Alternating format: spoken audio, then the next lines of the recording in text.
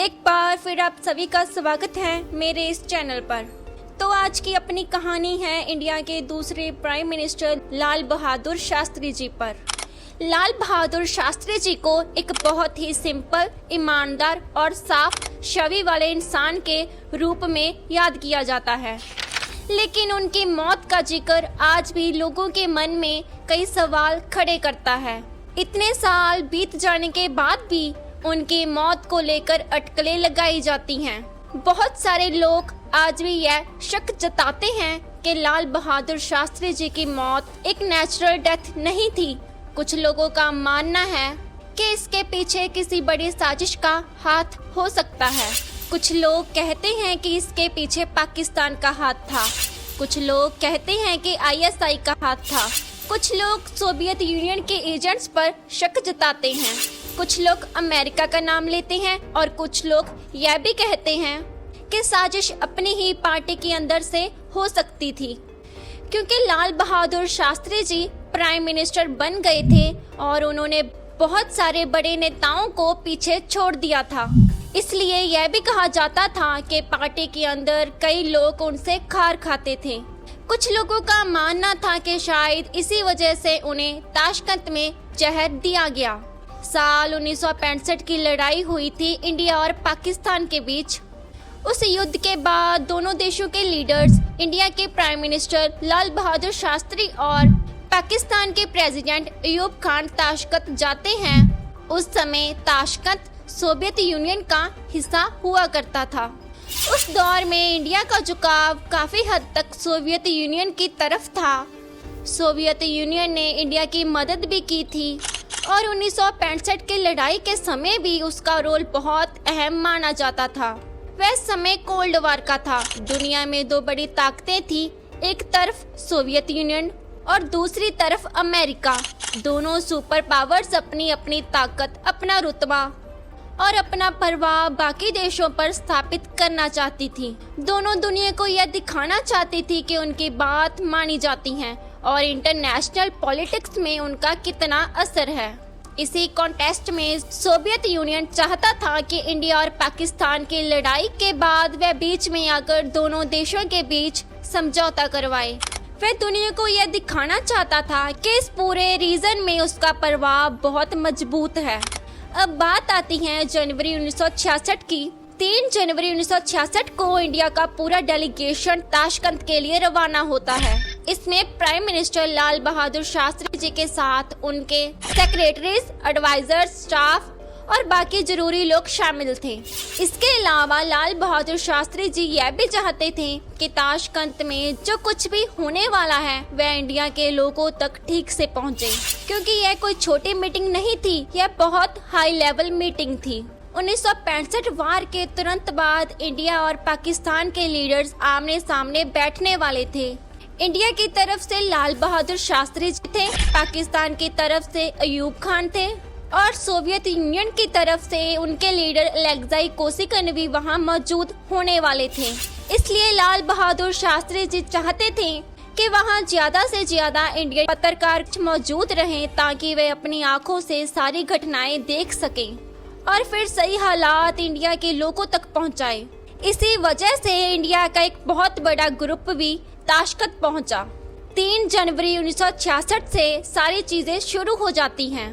थोड़ा बैकग्राउंड समझना जरूरी है, क्योंकि इंडिया ने 1965 वार के बाद हाजीपुर पास पर कब्जा कर लिया था। इंडियन आर्मी ने वहां अपनी पोजीशन मजबूत कर ली थी। दूसरी तरफ पाकिस्तान चाहता था कि इंडिया हाजीपुर पास से अपनी फौज पीछे ले जाए और इस इलाके को छोड़ दे।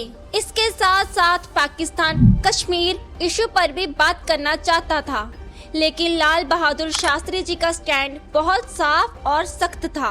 उनका कहना था कि कश्मीर इशू पर किसी भी तरह की बातचीत नहीं होनी चाहिए। यानी दोनों देशों के बीच कई ऐसे मुद्दे थे जिन पर लंबी डिस्कशन होनी थी। बातचीत कई दिनों तक चलती रही। 3 जनवरी से शुरू हुई यह नेगोशिएशन 11 जनवरी तक चलती रही। अब टेक्निकली देखें तो घटना 12 जनवरी की हो जाती है, क्योंकि रात के 12 बजे तारीख बदल जाती है। लेकिन कहानी की शुरुआत हम 11 जनवरी 1966 की दोपहर से करते हैं। दोपहर के समय नेगोशिएशन बहुत लंबी खिंच रही थी। कुछ मुद्दों पर पाकिस्तान अड़ा हुआ था और कुछ मुद्दों पर इंडिया पीछे हटने को तैयार नहीं था। अयूब खान अपनी बात पर अड़े हुए थे और लाल बहादुर शास्त्री जी भी पूरी मजबूती के साथ अपनी पोजीशन पर टिके हुए थे। उनका साफ कहना था कि हम यह बात नहीं मानेंगे और यह चीज स्वीकार नहीं करेंगे। लेकिन इसी बीच एक और प्रेशर भी था। वह प्रेशर था सोवियत यूनियन और उसके लीडर अलेक्साई कोसिगिन का। सोवियत यूनियन ने इंडिया की बहुत मदद की थी, आर्थिक तौर पर भी और हथियारों के मामले में भी। 1965 वार के दौरान भी सोवियत यूनियन का सपोर्ट इंडिया के लिए बहुत अहम था। इसलिए इंडिया उस पोजीशन में नहीं था कि वह अलेक्साई कोसिगिन की बात को पूरी तरह से नकार दे। दूसरी तरफ अलेक्साई कोसिगिन भी अपनी प्रॉब्लम थी।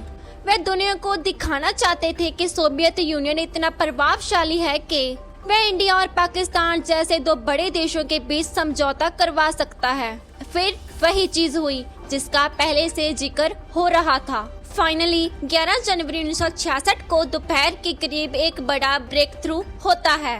दोनों पार्टीज कुछ बातों पर सहमत हो जाती हैं और फाइनली एक एग्रीमेंट तैयार होता है जिसे इतिहास में ताशकंद एग्रीमेंट कहा गया। यह एक हिस्टोरिकल एग्रीमेंट था, लेकिन यहाँ एक प्रॉब्लम थी और यह प्रॉब्लम सीधे लाल बहादुर शास्त्री जी से जुड़ी थी। जब लाल बहादुर शास्त्री जी इंडिया से ताशकंद के लिए रवाना हुए थे, उससे पहले जब अलेक्साई कोसिगिन जी ने उन्हें इनवाइट किया था, तब शुरुआत में लाल बहादुर शास्त्री जी ने साफ मना कर दिया था। उन्होंने कहा था कि वे ताशकंद नहीं आना चाहते और पाकिस्तान के साथ किसी भी तरह की मीटिंग नहीं करना चाहते, स्पेशली अगर वह मीटिंग कश्मीर इशू जहां हाजी पीर पास को लेकर होनी है। लाल बहादुर शास्त्री जी का स्टैंड बिल्कुल क्लियर था। उनका कहना था कि कश्मीर हमारा अटूट अंग है और इस मुद्दे पर पाकिस्तान के साथ कोई बातचीत नहीं होगी। दूसरी बात थी हाजी पीर पास। लाल बहादुर शास्त्री जी का कहना था कि हाजी पीर पास की चोटी किसी भी कीमत पर नहीं छोड़ी जाएगी। ताशकंद जाने से पहले उन्होंने प्रेस कॉन्फ्रेंस भी की थी। उस प्रेस कॉन्फ्रेंस में उन्होंने इंडिया के लोगों को संबोधित करते हुए कहा था कि यह दोनों बातें ऐसे ही रहेंगी, कश्मीर पर कोई बात नहीं होगी और हाजी पीर पास नहीं छोड़ा जाएगा। लेकिन 11 जनवरी आते आते जब फाइनल एग्रीमेंट साइन होता है तो उसमें यह बात शामिल हो जाती है। अयूब खान इतने दिनों से इसी बात पर अड़े हुए थे कि कश्मीर इशू पर बात होनी चाहिए। कई दिनों से इसी बात को लेकर डिस्कशन चल रही थी। फाइनली उन्होंने लाल बहादुर शास्त्री जी को मना लिया। एक तरफ लाल बहादुर शास्त्री जी को इसमें अपनी थोड़ी हार दिखाई दी, दूसरी तरफ अलेक्साई कोसिगिन ने वे इंडिया और लाल बहादुर शास्त्री जी को इस बात के लिए तैयार कर लिया कि इंडिया हाजी पीर पास खाली करेगा। इसी वजह से दोपहर के बाद जब पत्रकार और बाकी लोगों को यह बात पता लगती है कि दोनों चीजें हो गई हैं, तो इंडिया का खेमा खुश नहीं था। इंडियन पत्रकार भी इस बात से नाराज थे। उन्हें लग रहा था कि लाल बहादुर शास्त्री जी ने ताशकंद एग्रीमेंट में बहुत बड़ा कंप्रोमाइज कर लिया है। इसके बाद लाल बहादुर शास्त्री जी की प्रेस कॉन्फ्रेंस होती है। उस प्रेस कॉन्फ्रेंस में उनसे बड़े तीखे सवाल पूछे जाते हैं। उस समय सोवियत यूनियन में इंडिया एम्बेसडर थे टी.एन. कॉल। टी.एन. कॉल का काम था कि इस पूरी सिचुएशन को संभाला जाए, पत्रकार को ब्रीफ किया जाए और इंडिया की तरफ से जो ऑफिशियल पोजीशन थी उसे सही तरीके से सामने रखा जाए। क्योंकि टी.एन. कॉल उस समय सोवियत यूनियन में इंडिया के एम्बेसडर थे, इसलिए वह वहां मौजूद थे। एम्बेसडर होने की वजह से ताशकंद में उनका अपना सरकारी रेजिडेंस भी था। इसलिए कई बार ऐसी व्यवस्था होती थी कि लाल बहादुर शास्त्री जी का खाना भी टी.एन. कॉल के रेजिडेंस से आता था और वहां के कुक्स ही खाना बनाते थे। लेकिन यही बात बाद में टी.एन. कॉल के खिलाफ चली गई। कई लोगों ने उन्हें शक की निगाह से देखना शुरू कर दिया। इसकी एक वजह यह भी थी कि टी.एन. कॉल की नजदीकी गांधी फैमिली से मानी जाती थी, स्पेशली इंदिरा गांधी जी के साथ। और इंदिरा गांधी जी वह इंसान थी जो लाल बहादुर जी की मौत के बाद प्राइम मिनिस्टर बनी। इसलिए बहुत सारे लोगों ने इन सारे पॉइंट्स को जोड़कर एक अलग अलग एंगल से देखना शुरू कर दिया। जब अलग अलग घटनाओं को जोड़ा गया तो एक कहानी बनती चली गई और उस कहानी में कुछ लोगों की नज़र में टी.एन. कॉल भी फंसते दिखाई दिए। कुछ लोगों का मानना था कि लाल बहादुर शास्त्री जी को जहर दिया गया था और यह किसी बहुत बड़ी साजिश का हिस्सा था। लेकिन अब आगे इस पूरे किस्से की बात करते हैं। प्रेस कॉन्फ्रेंस के बाद एक डिनर पार्टी रखी जाती है, खाना होता है और वह डिनर टी.एन. कौल के घर पर रखा जाता है। लाल बहादुर शास्त्री जी भी वहां जाते हैं। फिर शाम को होटल ताशकंद में सोवियत यूनियन की तरफ से वहां के ऑफिशियल द्वारा एक बहुत बड़ी पार्टी दी जाती है। यह पार्टी इस खुशी में भी थी कि आखिरकार इतने दिनों से जो टेंशन, बातचीत और राजनीतिक खींचतान चल रही थी वह शांति से खत्म हो गई थी। जो चीज सोवियत यूनियन चाहता था वह काफी हद तक हो चुकी थी। सोवियत यूनियन चाहता था कि इंडिया और पाकिस्तान के बीच एग्रीमेंट हो। लाल बहादुर शास्त्री जी तथा बाकी पार्टीज उस पर सहमत हो। वह सब हो चुका था। वहाँ बिस्की और वोदका ऐसे बह रही थी जैसे पानी बहता हो। खाने के बड़े बड़े ढेर लगे हुए थे। हर टेबल पर अलग अलग तरह की चीजें रखी थी। खाने पीने की कोई कमी नहीं थी। सोवियत यूनियन ने ऑफिशियल्स में इस पार्टी को सक्सेसफुल बनाने के लिए दिल खोलकर खर्च किया था। शाम के समय लाल बहादुर शास्त्री जी भारत के मशहूर पत्रकार कुलदीप नायर, जो कि लाल बहादुर शास्त्री जी के इंफॉर्मेशन ऑफिसर और मीडिया एडवाइजर थे, लेकिन इस ट्रिप में उनके साथ एक पत्रकार के तौर पर थे। वे कहते हैं कि अब क्योंकि ताशकंद में आखिरी दिन है और इसके बाद पूरे इंडियन डेलीगेशन को वापस इंडिया लौटना है, लेकिन कुलदीप नायर जी को सीधे इंडिया वापस नहीं जाना होगा। शास्त्री जी उन्हें कहते हैं कि आप वापस तो इंडिया ही जाएंगे, लेकिन आपका रूट काबुल के रास्ते होगा। पहले आप अफगानिस्तान रुकेंगे और उसके बाद दिल्ली जाएंगे। अब इसका कारण क्या था? इसका कारण था खान अब्दुल गफ्फार खान। खान अब्दुल गफ्फार खान लाल बहादुर शास्त्री जी के साथ एक खास मुद्दे पर बात करना चाहते थे। वह मुद्दा आज भी पाकिस्तान के गले की हड्डी बना हुआ है। जिस तरह कश्मीर का मुद्दा इंडिया और पाकिस्तान के बीच एक बहुत बड़ा विवाद रहा है, उसी तरह पख्तूनिस्तान का मामला भी पाकिस्तान के लिए बहुत सेंसिटिव इशू था। पख्तूनिस्तान जानी पठान्स का वह इलाका जिसके बारे में अफगानिस्तान चाहता था कि उसे पाकिस्तान से अलग करके एक अलग देश बनाया जाए। इसी मुद्दे पर खान अब्दुल गफ्फार खान लाल बहादुर शास्त्री जी से बात करना चाहते थे, लेकिन लाल बहादुर शास्त्री जी इस बात को लेकर थोड़ा हिचकिचाते हैं, क्योंकि अभी अभी उन्होंने पाकिस्तान के साथ एक पीस एग्रीमेंट पर साइन किए थे। ऐसे में अगर वह तुरंत अफगानिस्तान जाते तो पाकिस्तान को यह मैसेज बहुत अजीब तरीके से जाता। पाकिस्तान यह सोच सकता था कि कुछ घंटे पहले ही अपने सोवियत यूनियन की अगुवाई में हमारे साथ शांति समझौता किया जाए और अब अफगानिस्तान जाकर इस मुद्दे पर बात कर रहे हैं, जो सीधे सीधे पाकिस्तान के अंदरूनी मामले से जुड़ा हुआ है। तो लाल बहादुर शास्त्री जी कुलदीप नायर जी से कहते हैं कि हाँ, मुझे वहाँ नहीं जाना चाहिए, लेकिन काबुल से इनविटेशन आया है इसलिए हमें जाना पड़ेगा। अगली बात यह भी थी कि अयूब खान ने भी लाल बहादुर शास्त्री जी को इनवाइट किया था। अयूब खान ने कहा था कि जब आप जहां से वापस जाएं तो लाहौर में हमारे पास जरूर रुक कर जाइए। इस तरह पूरा रूट बनता है, क्योंकि रूट में कुछ चेंजेस हुए थे और टाइम प्लेन में भी बदलाव आया था, इसलिए अब पूरे ग्रुप को पहले काबुल जाना था। काबुल के लिए फ्लाइट अगले दिन यानी 12 जनवरी बहुत सुबह उड़ान भरने वाली थी। इसी वजह से कुलदीप नायर जी इस पार्टी से थोड़ी देर बाद ही निकल जाते हैं।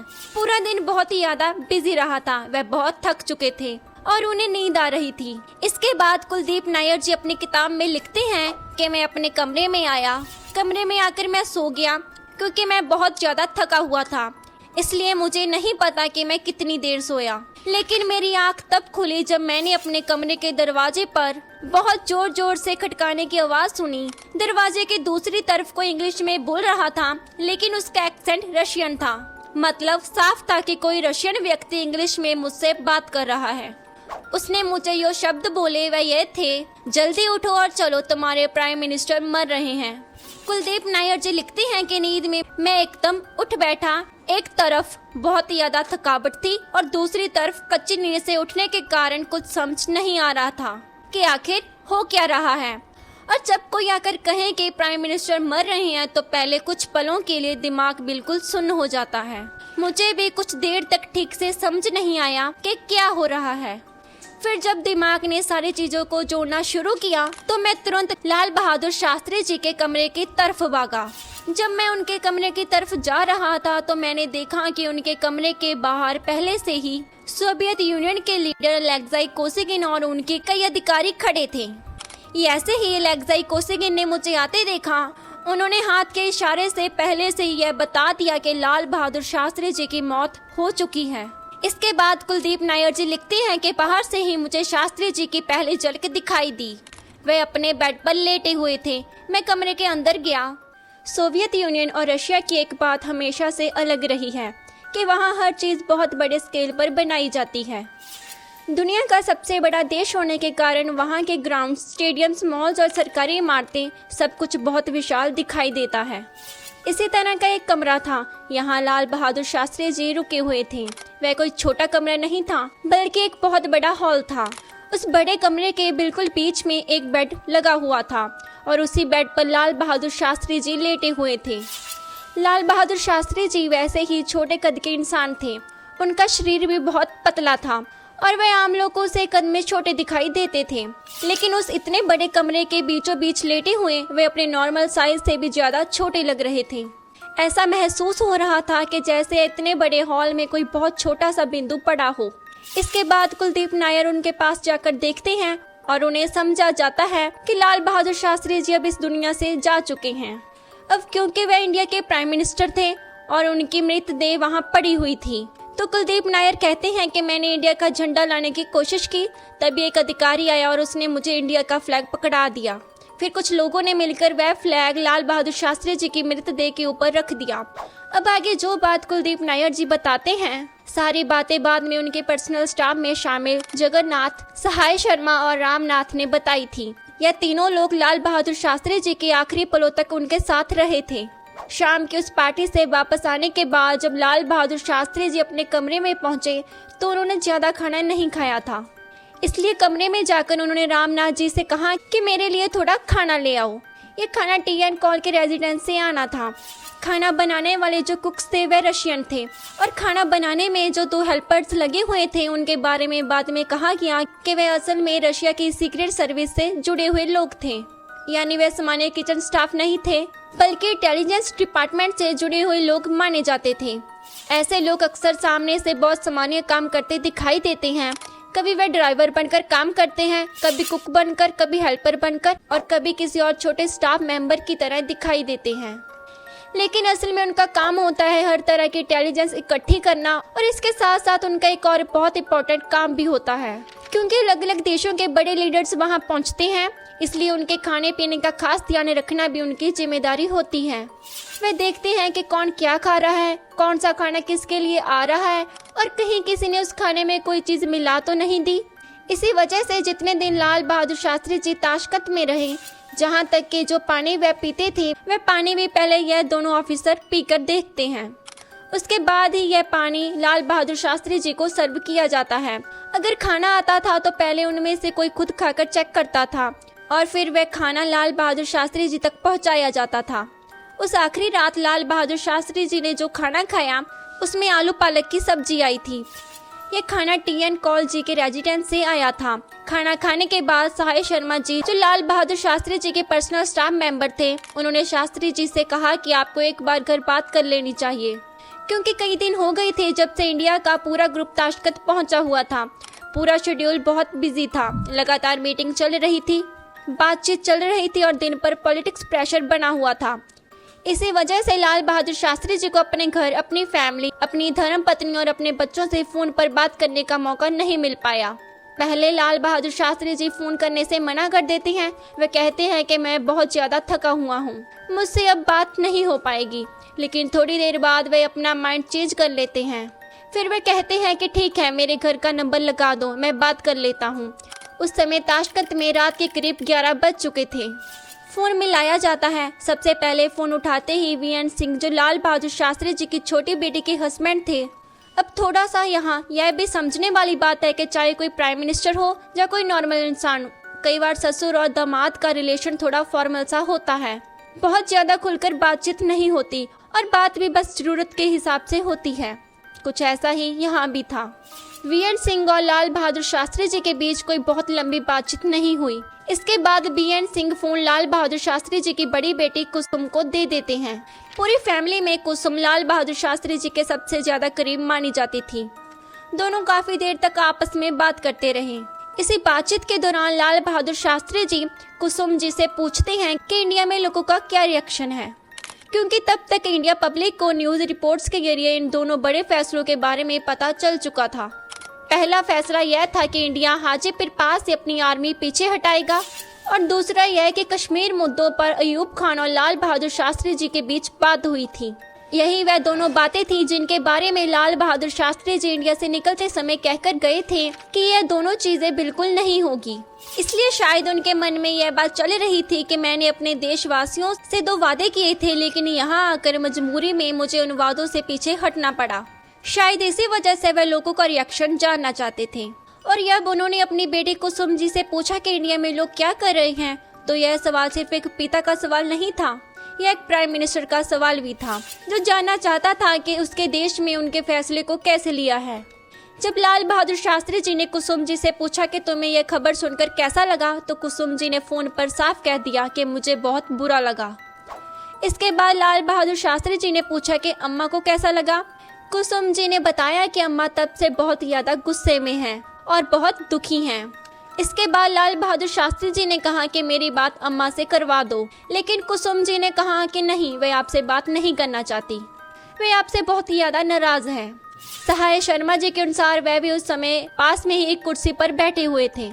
उनके सामने लाल बहादुर शास्त्री जी ने कई बार कुसुम से कहा कि मेरी बात अपनी माँ से करवा दो, लेकिन कुसुम बार बार यही कहती रही कि वह बहुत नाराज हैं। उन्होंने सख्ती से कह दिया कि वे आपसे बिल्कुल बात नहीं करेंगी। इसके बाद थोड़ी देर और बातचीत होती रही और फिर लाल बहादुर शास्त्री जी फोन रख देते हैं। फोन रखने के तुरंत बाद ही सहाय शर्मा जी की तरफ देखते हैं और एक बात कहते हैं। वे कहते हैं, जब घर वालों को ही यह चीज पसंद नहीं आई तो बाहर वालों का क्या हाल होगा। यहाँ हमें समझ आता है कि उनकी मौत के पहले उनके दिमाग में यही बातें चल रही थी। वे सोच रहे थे कि ताशकंद एग्रीमेंट को लेकर इंडिया के लोग बहुत नाराज होंगे। उन्हें लग रहा था कि जो फैसला उन्होंने किया है उसका रिएक्शन बहुत भारी हो सकता है। इसके बाद सहाय शर्मा बताते हैं कि लाल बहादुर शास्त्री जी वे कमरे में एक दीवार से दूसरी दीवार तक लगातार चलते रहे। बार बार इधर से उधर जाना अपने आप में एक क्लियर साइन था। जो लोग लाल बहादुर शास्त्री जी के साथ लंबे समय से रह रहे हैं, वे उनकी आदतों को अच्छी तरह से जानते हैं। उन्हें यह समझ आ चुका था कि फोन पर हुई बातचीत ने लाल बहादुर शास्त्री जी को अंदर से काफी हद तक तोड़ दिया है। उन्हें गहरा धक्का लगा था, क्योंकि उन्हें लग रहा था कि उनका अपना परिवार उनसे नाराज है। उनकी बेटी कुसुम, जो उनके सबसे करीब मानी जाती थी, वह उनसे नाराज थी और उनकी धर्म पत्नी तो इतनी नाराज थी कि उन्होंने उनसे फोन पर बात नहीं की थी। एक प्राइम मिनिस्टर होने के नाते शायद उनके मन में यह बात चल रही थी कि शायद उनसे कोई बहुत बड़ी मिस्टेक हो गई है। शायद वह सोच रहे थे कि इंडियन सिटीजन्स इस पूरे डिसीजन को किस रूप में देखेंगे, वे ताशकंद एग्रीमेंट को कैसे लेंगे और लाल बहादुर शास्त्री जी के इस फैसले को कैसे जज करेंगे। इसी बीच सहाय शर्मा जी के दिमाग में एक और चिंता आती है। वह चिंता थी लाल बहादुर शास्त्री जी की हेल्थ को लेकर, क्योंकि पिछले कुछ समय में लाल बहादुर शास्त्री जी को 2 हार्ट अटैक आ चुके थे। दोनों हार्ट अटैक बहुत लंबे अंतराल पर नहीं बल्कि थोड़े थोड़े समय के गैप में आए थे। ऐसे में खाना खाने के बाद इतनी तेज चलकदमी करना ठीक नहीं है। कुछ देर बाद रामनाथ जी शास्त्री जी को एक गिलास दूध देते हैं। यह उनकी एक पक्की आदत थी। वे हमेशा सोने से पहले एक गिलास दूध पीते थे और उसके बाद ही बेड पर जाते थे। लेकिन इस बार दूध पीने के बाद भी लाल बहादुर शास्त्री जी को नींद नहीं आई। कुछ समय तक उन्होंने सोने की कोशिश की, लेकिन जब नींद नहीं आई तो फिर वे बेचैन होने लगे।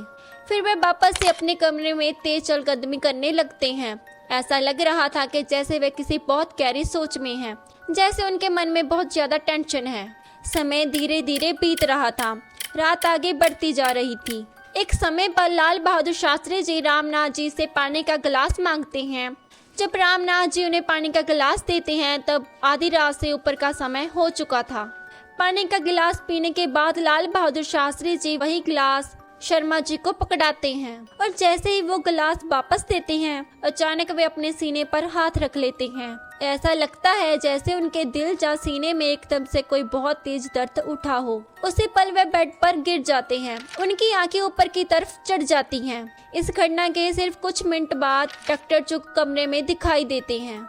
जैसे ही डॉक्टर चुग लाल बहादुर शास्त्री जी को देखते हैं, वे तुरंत उनके पास आते हैं और उन्हें चेक करते हैं। लेकिन एक तजर्बेकार डॉक्टर की आंख बहुत कुछ बिना बताए ही समझ जाती है। डॉक्टर चुग उनकी नब्ज देखते हैं। इन सबके बीच सिर्फ कुछ सेकंड का ही फर्क था। अभी अभी लाल बहादुर शास्त्री जी ने पानी का गिलास वापस पकड़ा था और उसी के कुछ सेकंड बाद डॉक्टर चुग कमरे में पहुंच गए थे। लेकिन इतने छोटे से समय में ही लाल बहादुर शास्त्री जी इस दुनिया को अलविदा कह चुके थे। उनकी मौत हो चुकी थी। डॉक्टर चुग यह देखते ही रोने लगते हैं। वे भावुक होकर कहते हैं, बाबूजी, आपने मुझे कोशिश करने का मौका तक नहीं दिया। अगर आप कुछ सेकंड या कुछ मिनटों भी मेरा वेट कर लेते तो शायद मैं आपको बचा लेता। लेकिन उस समय बहुत देर हो चुकी थी। डॉक्टर चुग को तुरंत समझ आ जाता है कि लाल बहादुर शास्त्री जी की हार्ट बीट रुक चुकी है और वे हमारे बीच नहीं हैं। जब डॉक्टर चुग को लगा कि हार्ट बीट रुक चुकी है तो उन्होंने तुरंत एक इंजेक्शन निकाला। सबसे पहले उन्होंने यह इंजेक्शन लाल बहादुर शास्त्री जी की बाजू में लगाया। इसके तुरंत बाद उन्होंने दूसरा इंजेक्शन तैयार किया। इसके बाद उन्होंने दवाई सीधा शास्त्री जी के दिल में इंजेक्ट की।